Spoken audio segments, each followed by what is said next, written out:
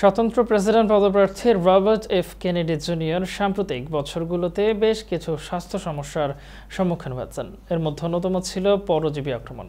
তার মস্তিষ্কে পরজীবী প্রবেশ করে 2010 সাল থেকে স্মৃতিশক্তির হ্রাস ও নানা রকম মানসিক সমস্যার সম্মুখীন হন তিনি। কেনেডি তার চাচা প্রয়াত সেনেটর টেড কেনেডির চিকিৎসার সঙ্গে জড়িত শীর্ষ স্নায়ু বিশেষজ্ঞদের পরামর্শ নেন।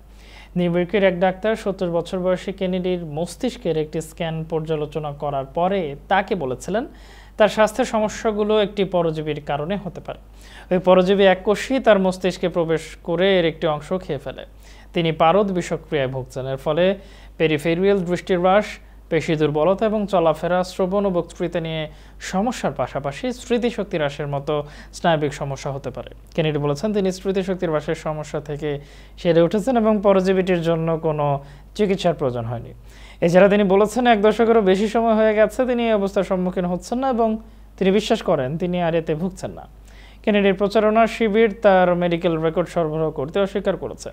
তিনি আরও বলেন সমস্যাটি 10 বছরেরও বেশি সময় আগে সমাধান করা হয়েছে। তিনি এখন দৃঢ় শারীরিক ও মানসিক স্বাস্থ্যের অধিকারী।